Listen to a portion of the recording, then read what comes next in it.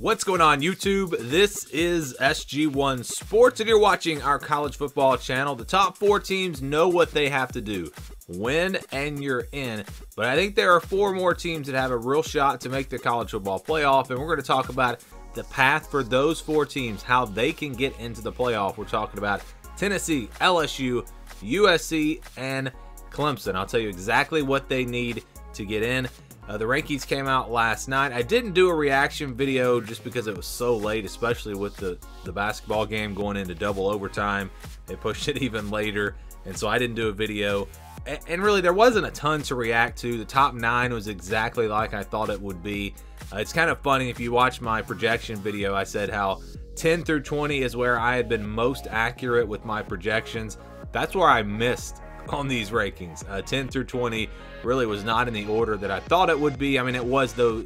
It was pretty much that group of teams, but a little bit different order. Talked about Texas. I thought they'd probably throw them in there. I'm glad they didn't. Texas should not be in the top 25, but they put Cincinnati in there. Cincinnati really hasn't done anything. They haven't beaten anyone. I mean, East Carolina maybe is their best win. So, I mean, they really shouldn't be ranked at this point. It seems like this committee definitely looks at close losses. They are definitely rewarding teams for close losses. Look at Oregon. They lost a close game, and they really didn't drop all that much. Look at Alabama. You know, they're two close losses. Although it doesn't work that way for everyone, because look at LSU. They got blown out by Tennessee, yet they're still way up there. So the inconsistency continues, and it's going to continue. It just is what it is. But that is definitely something to keep an eye on, the close losses. Not something that's supposed to matter. It's not supposed. The winning scoring margin is not supposed to matter at all. Although I guess you could look at how teams played. USC, another example, lost a really close game to Utah. They have kind of been rewarded for that, even though they haven't beaten anyone else except for, you know, Oregon State's their only quality win. So anyways, let's get to it. This is a quick reaction to the rankings. Again, not surprised with the top 9, but there were definitely some things throughout the rest of the rankings that really didn't make a whole lot of sense. But they haven't made sense from the beginning, so I wasn't really surprised. All right, we're going to start with the teams here. So these are the 8 teams that are still alive. I'm sorry, North Carolina, you're too far down. There's no way North Carolina is getting in. Alabama has 2 losses. They don't have a chance to play for the SEC championship. They're not in. So these are the 8 teams. So it's the top 9 teams minus Alabama. Those are the teams that have a chance. And we'll start with, well, first of all, the first 4 teams, Georgia, Ohio State, Michigan, TCU. I mentioned this before. Win and you're in. If these teams win out, they are in. There's no doubt about it. No controversy. 100% they are in the college football playoff. But let's look at Tennessee's path now. First of all, they're going to win out, obviously. If they win out, they will eliminate LSU, USC, Clemson, and the loser of Michigan, Ohio State. I'm just, for this scenario, going to say Ohio State wins that game. They're going to be favored. Again, you guys know that I've been kind of picking Michigan in that game. But just for this video, we're going to say that Ohio State wins in these scenarios, because I don't really think it matters. But anyways, so that's what you need if you're Tennessee. You need to win out, and that's it. I mean, what else does Tennessee need? They need, you could say they need Georgia to beat LSU. I don't think LSU is going to pass Tennessee. Tennessee beat them by a lot on their home field. I don't think LSU is going to pass Tennessee. I don't think they're going to pass Georgia, even if they beat them, unless it's like a blowout or something. So yes, that's it. Tennessee, really all you need. I'm going to put a bonus in here, though. They want to make sure that the Michigan-Ohio State game isn't too close, because then there's going to be the argument. And I talked about this a second ago. This committee seems to really value the close losses. So let's say Michigan loses on the road, last-second field goal, they lose to Ohio State. Is the committee going to say, look, Michigan has proven they can play with a top 4 team on the road. Tennessee could not do that against Georgia. Let's forget the resumes. The resumes don't matter. We just think Michigan's a better team. So there is a possibility. There is a possibility that the committee would put a Michigan team in over Tennessee. I don't think that's going to happen, though. That's why I put bonus. Look, Tennessee would just have such a better resume. I mean, it's not even close. So I do not see that playing out that way. So I think Tennessee, as long as they win out, they are in. And win impressively. You know, if they were to struggle in these last 2 games and then Michigan loses on a last-second field goal, then maybe there's that argument. But I think for the most part, Tennessee's in good shape as long as they win out. And it would be really nice for them if the Michigan-Ohio State game winds up being like a 2-score game. That would, I think, for sure, 100% put them in there. But regardless, I think they're, 90% in anyways. Let's go to LSU now, their path. First of all, they need to win the SEC championship. If they do that, USC, Clemson, they're not going to pass LSU, I don't think. I don't really see them passing them if LSU knocks off the #1 team in the country. Look, this is how I think it's going to play out. And we're going to find out just how much conference championships matter. But I believe Georgia, Tennessee, and LSU will stay in that order, even if LSU beats Georgia. I believe Georgia will be ahead of Tennessee because of the head-to-head matchup, and Tennessee will be ahead of LSU because of the head-to-head matchup. Then you might say, well, what about LSU? They would have beaten Georgia. But there's a difference between LSU and Georgia. Georgia would have 1 loss. LSU would have 2 losses, and I think that would make the difference. Reese Davis was talking about this last night. I agree with him. I think this is the order that they would be in. Maybe you could say, well, Georgia doesn't have as good of a resume as Tennessee or LSU. Maybe Georgia falls behind Tennessee and LSU. I just don't see any way that LSU can get ahead of Tennessee. That just wouldn't make any sense to me when Tennessee went on the road and beat them. So I think if they win out, this is what's going to happen. You're going to have Georgia, Tennessee, and LSU all up there. So what do they need to happen? That means if Georgia and Tennessee are still in there, that only leaves 2 spots. I think they need a TCU loss. I think TCU loses, then TCU would be out. I think TCU would be behind a 2-loss LSU. We already saw, remember when a 1-loss Alabama was ahead of an undefeated TCU. I think it would be a similar scenario with a 2-loss LSU ahead of a 1-loss TCU. I feel very confident that LSU would be ahead of TCU in that scenario. And then that leaves Michigan, Ohio State. And I think it's the same story here. This game just can't be close. If it's super close, then there's going to be an argument. I don't know who would win that argument. It would be close. I could see it really going either way.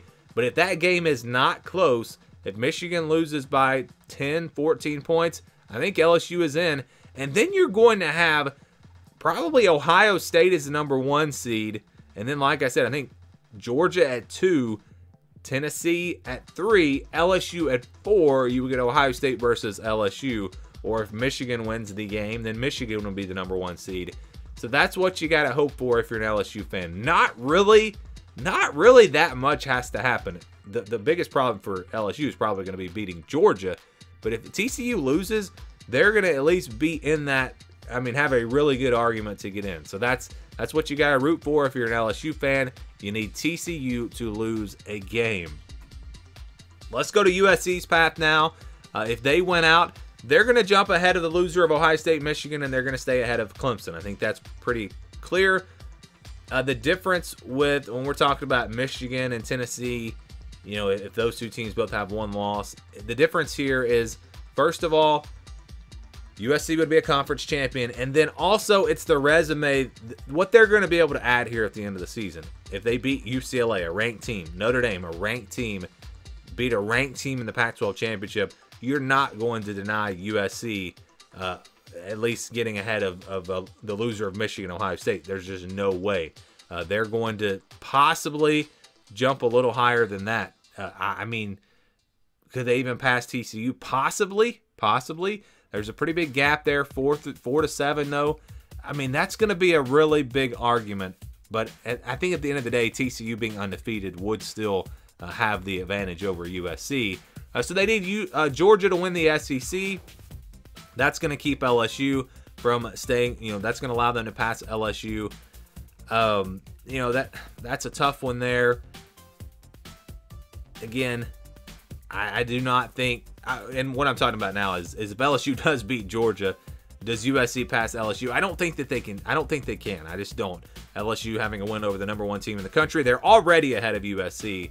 And so, yeah, I think you definitely need Georgia. Plus, if LSU does win and they get in, USC's not going to pass Georgia either. So they need Georgia to go ahead and win. Georgia, Ohio State take those top 2 spots. That leaves 2 more spots, and you've got TCU and Tennessee. So you need one of those teams to lose. Let's say TCU. TCU loses. All of a sudden, USC is in. So it's really it's really pretty simple for these teams. Everybody that is on the outside looking in right now is simply rooting for TCU to lose. I mean, that's all you got to have. I mean, again, if LSU beats Georgia, that is a problem because then you have Georgia, Ohio State, Tennessee, LSU, USC is on the outside looking in. But I think most people expect Georgia to win that game. So for USC, as long as Georgia takes care of business, they just need a TCU loss. And if they win out, they are in. And then finally, Clemson. We're going to go ahead and say they need to win out and they need Georgia to win out. That's going to knock LSU out of the way. A one-loss Clemson, I think, would pass LSU if LSU loses to Georgia. Okay, so you got rid of one team, but still a lot of work to do here. You need TCU and USC to lose. I think if they both lose, you've got Clemson, I think, definitely jumps USC. And then, there will be an argument if TCU loses a regular season game and it's really close, and then they win the Big 12 championship. But I still think Clemson, because of what they're going to have in their conference championship game against North Carolina, a team that should be in the top 15 as long as they don't get upset, that's going to be enough. And Clemson has several teams that are in the top 25 that they've got wins over. NC State, Florida State, these teams, there are other teams, even Wake Forest is still, I think, looked at as a decent win. And it also helps if Notre Dame finishes strong. But I think Clemson jumps ahead of TCU. They definitely jump ahead of USC if both of those teams lose. And that leaves you with Georgia, Ohio State, Michigan, and Tennessee. I do not think Clemson, because of where they're all the way down at 9, I don't think they're going to get ahead of the loser of Ohio State, Michigan. So that's a problem for Clemson. That's the biggest problem because they're all the way down at 9. If Georgia wins out, Tennessee takes care of business. Ohio State, Michigan, if it's fairly close. I mean, I don't even think it has to be super close, but if it's a 10-point game, Clemson's not going to pass the loser of that game. I really just don't see that happening. Maybe they do. Maybe the win over North Carolina is enough, a conference championship. Maybe it's enough, but I just don't see them passing the number 3 team all the way from 9. And so, yeah, I don't think that's going to be enough. So what they need a blowout. I mean, they need a blowout. They need Ohio State to embarrass Michigan or vice versa. They need that game to be a 20 to 30-point win. I mean, that's what they're going to have. Or they're going to need someone to upset Tennessee. So let's say South Carolina at home this weekend upsets Tennessee, which is possible. You never know. It is November. We've already seen several upsets. So for Clemson, it's the toughest path of these teams, obviously. And that would make sense since they're ranked all lower than these other teams. But it's not impossible. I mean, TCU could absolutely lose. They could lose this weekend. They could lose to, say, Kansas State in the Big 12 championship. That was a close game the first time. USC, they have a tough schedule. I actually think USC is going to lose one more game. So those two things could take care of themselves. I think the biggest problem for Clemson is a blowout in the game, which is probably not going to happen unless Ohio State just really gets it rolling on offense. And then the other thing would be a loss from Tennessee, which I don't really see happening. But stranger things have happened. So for Clemson, you're not out of it yet, but you definitely have a tough path. You're definitely going to need a lot of help to get there. Not impossible, but again, there is a path for Clemson to get into the college football playoff. So that's the path for every team that is still alive. Again, I think it's down to 8 teams. These 8 teams are the only teams that have a chance to make the college football playoff. Would love to get your thoughts on this. Anything you disagree with? I think it's pretty clear cut.